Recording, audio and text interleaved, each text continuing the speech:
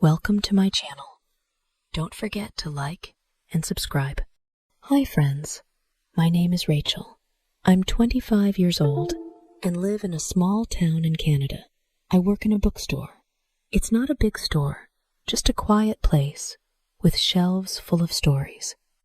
I'm not the manager. I just help with daily tasks. I clean the shelves, assist customers in finding books, write down orders, and answer the phone.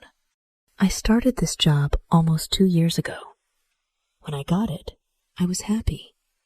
I needed the money rent, food, bill sit was all a lot. My best friend Tara said, "It's not forever, but it's a start." I agreed.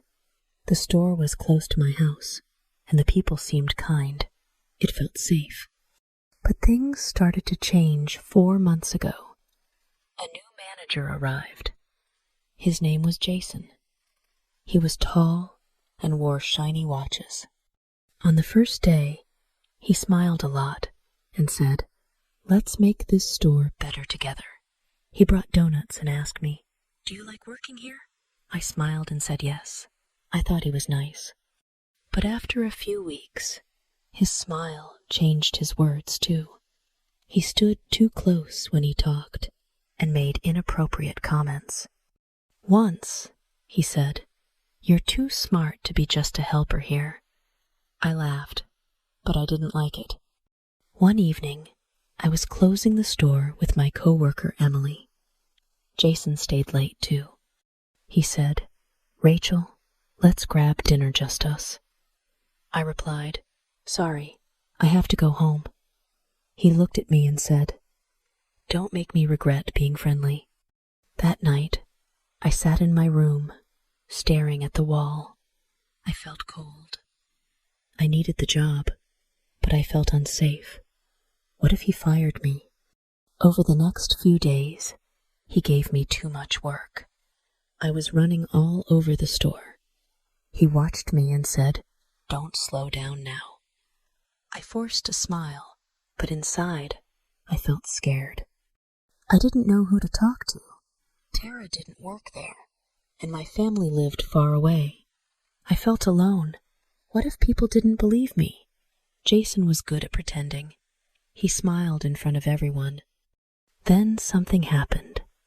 A new girl started at the store. Her name was Alice. She was only 21. She asked me, "How do I enter sales in the system? Where are the keys kept?" I helped her, and she thanked me. One day, she said, "Jason's really nice, huh?" I paused and said, "Just be careful." She looked confused. I didn't say more. 2 weeks later, she came to me. She looked scared. She said, "He asked me to go out for drinks. He said it would help me understand the job better." My heart sank. I asked, "Did you go?" She shook her head. "No," she said. It felt wrong. That evening, we sat in a small cafe after work. I told her everything that had happened to me. She listened. Then she said, "He makes me feel the same way." I wondered if it was my fault. We both felt scared, but we knew one thing now. We weren't alone. The next day, we went to the store early. We agreed to speak to someone. But who? There was a head office, but we had never contacted them. Still, we had to try. That night, I searched online. I read about harassment at work. It said to write things down, keep proof, and save messages. That gave me strength.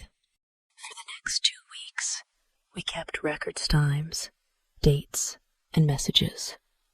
One day, Jason messaged Alice, "You looked great today. Let's meet after work." She saved it.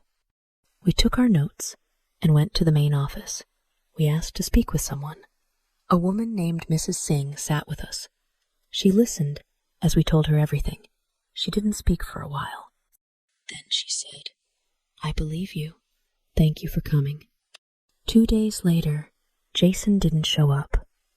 On the third day, he came in but didn't talk to us. Later, Mrs. Singh called him for a meeting. After that, he left. We never saw him again. The bookstore felt quiet after that, but it also felt better, peaceful. A week later, a new manager came. Her name was Elaine. She had soft eyes and a calm voice. She said, "Let's make this a safe place to work." She talked to each of us. When I met her, she said, "I heard what you did. You were brave. If anything ever feels wrong again, come to me." I felt safe. Slowly, things got better. I smiled again. I laughed again. Alice and I ate lunch together. No more fear just work. One day, Elaine gave me a small folder. It had notes on how to take book orders and manage suppliers. She said, "You're ready to learn more." I was shocked. "Me?" I asked. She nodded. "Yes, you've shown heart and strength. I trust you." I studied hard. I learned every step. A month later, Elaine asked, "Would you like to become a shift leader?" I said, "Yes." That evening, I called Tara. She said, "I'm proud of you." I sat by the window. The town looked the same, but I wasn't the same. I had walked through fear and come out strong. I didn't want to be the boss. I just wanted to be respected. Now I was. If something like this happens to you, don't worry. First, collect all the proof and inform your HR or management. Face it without fear, just like I did.